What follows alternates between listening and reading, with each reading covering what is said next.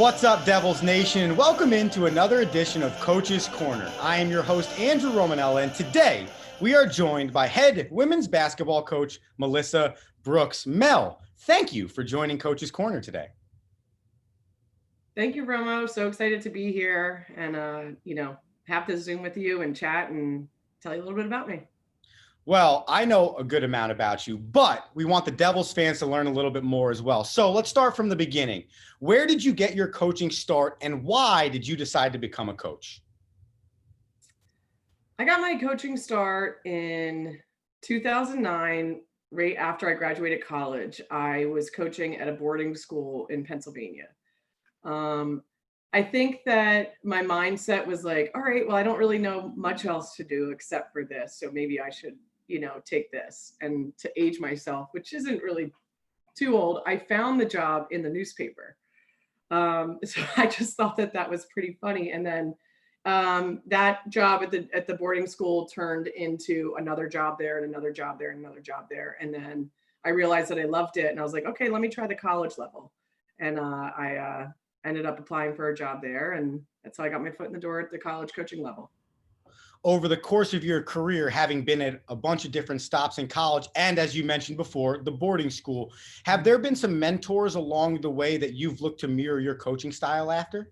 Mike McLaughlin, my college head coach, has always been a mentor through and through every day. Like there hasn't been a moment where it's like, all right, I really didn't like that or this and that. He was always the one thing that like I would center myself back into. It's like, okay, this is what Mike would do. And then our assistant coach, Byrne, I would never, ever have gotten through college without her. And she just really showed me that my most favorite part of those two mentors was never the X's and O's, ever. It was the relationships. And, Byrne left Holy Family where I played to go coach at Penn for 10 years with the coach that I played for, Mike. And then she last season just got the head job back at our alma mater at Holy Family. So beyond proud of her and still a basketball mentor to me as well. So you talk about the importance of your coaching staff helping you get through college off the basketball court. Do you find yourself talking and trying to help your players at FDU that way as well? I would say that that's our number one thing. The game of basketball is going to teach you things that you'll need in your job after college. But they have to understand that this 2 hours of practice is equivalent to a classroom or just so much more than just putting a ball through a hoop. And I constantly ride them about what they want to do, about meritocracy, about separating themselves from others when they leave here and just developing them as overall people. And if you ever ask them, I'm sure they would say that is my number one thing for them. So now let's talk about the players that you do have in the program that you are looking to affect that way. First, on the recruiting trail, when Melissa Brooks is out and she's looking for future Devils student athletes, what does she look for? What characteristics does she want in her female basketball players? The toughness.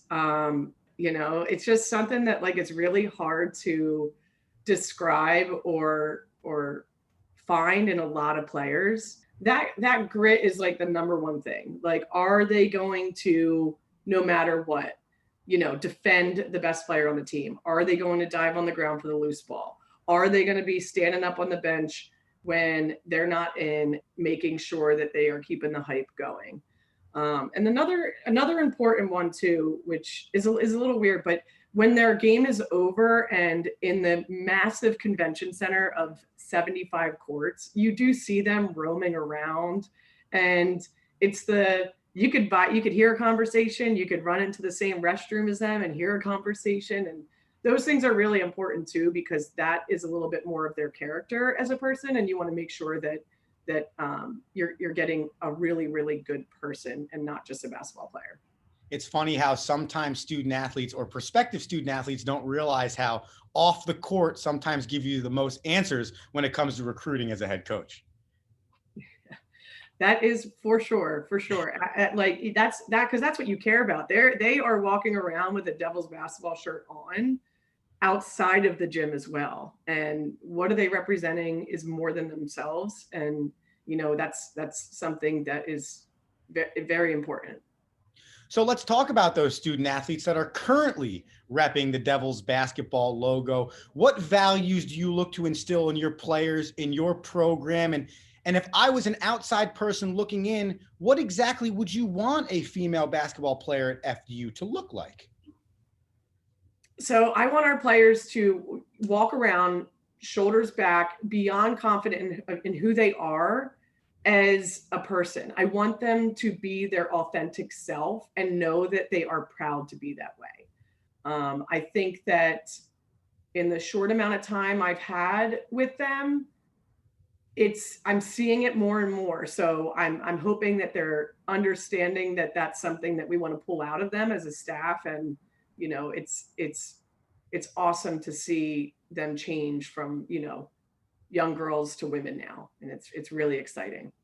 I'm going to go on a slight tangent here because you are the diversity and inclusion coordinator at FDU Florham. And something you just mentioned in that question and answer, I believe, is something that all of our student athletes need to hear. And it's simply just this: be you and be confident in you. Can you just stress how important that is for any student athlete once they come into the setting of collegiate athletics? Yeah, athletes are going to go through, honestly, every student, but I think that athletes, it's a little different, because it's an additional thing on their plate, and it's a heavy thing on their plate.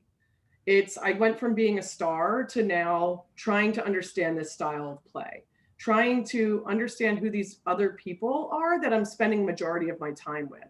And on top of all of that, it's trying to figure out who you are. And it's like putting the pieces together as I can. It's like kind of fun to sit back and be like, okay, they're getting it. They're like, I've seen this before. And, but you can never knock somebody because of a choice they made for themselves, because that's part of their navigation and like part of them understanding that, what, like, and it could even be, I'm okay with being a role player. I'm not satisfied with that. I need to be the star player. Or, what, basketball, unfortunately, is just not for me anymore because this really excites me over here. And figuring all of that out is happening in front of our eyes. And we can't interject them. It's not our story. So we have to just kind of sit back, and we can understand it if we've been through what they're going through, which a lot of coaches can say that we have because we've done it. But it's then just watching them navigate it and being like, you're doing okay. Like, this is okay. This is okay. Yes, you're going to fall, but who's picking you back up? Because it's not me. You got to pick yourself up, and I'll be right here. So. I think that's a fantastic message, Coach. And something else that you had to navigate that was very difficult with your team was what's been going on in 2020. And as we sit here and have this conversation right now, unfortunately, the unknown of your 2020-21 season is still up in the air. So just talk to us about how you've navigated that with your team. So it's been really difficult, but also positive in the same time. Not every player and not every team is cut from the same cloth. So what might work for one player might not work for the other. What might work for one team may not work for the other. Our team has found the positives and the benefits of doing this fall semester virtually at home. We have had multiple Zooms, and to still feel their energy in it and understand that there is a safety in doing that virtually, because there can be a stress of just everything in general. I mean, we're going through a lot. There can be a stress of, I also work this job. I don't have a car. My commute is a round trip 2 hours to get there. And when you're seeing that on top of this new normalcy, if you want to call it, it's what's best for them. And the Zooms have been great. They've been informative. We're really excited for our next one, which is putting in an offense and doing it completely different than we've done before, because it's going to be more efficient this way of learning. So. Well, I think one thing that's also helped us get through that is our Devils Athletics family. Can you talk about why a prospective student athlete would want to or should look to join this athletic department? I mean, the key word that you said is that there's a sense of family. Um, wherever any Devil athlete comes from, whether it be 10 minutes down the road or across the country, there's a sense of family. Um, our roster right now, geographically, is the most spread out it's been in my time here. And even during this time, they can get that sense of family. Um, there is just something about playing a high school sport and graduating and going on to play at the next level when maybe five others that you played with don't go on to play in college. And now you're joining something that everyone else made the choice to join. So you're automatically connected because of the passion that you have for whatever sport you choose to play. And that sense of, you know, involvement with your team and welcoming of your team and the department is it's different here. It's different in a really, really good way. And it's fun to watch you describe it because you can't help but smile as you do describe it, which tells you a lot about how much fun it is to be a part of this family. All right, Coach Brooks, I got one more question for you before I let you go on Coach's Corner. And it could be the most important question I'm asking all of the coaches here at FDU, and it's simply this. There's someone starting their coaching career, and they're looking for a bit of advice from someone like yourself who's found success. What advice would you give that coach starting their career? That's super simple. It's something that my dad told me. Regardless of what your job is, because we all know as coaches, you got to do some crazy jobs in order for the program to be successful. So, no matter what task you are given or what job you are given, it could be running the clock at practice. But just you better make sure that you're the best person to ever run that clock. So, any task that you are given, make sure that you are the best to do it. I love that. Short and simple. Bill Belichick and Nick Saban talk about doing your job to the best of your ability all the time. It's the same type of concept. Coach Brooks, fantastic. Everything from you as a coach to your program to what's going on now to advice. We really appreciate what you've been able to bring to Coach's Corner today. Thank you, Romo. Excited for people to hear this and take a nugget from here and learn from it.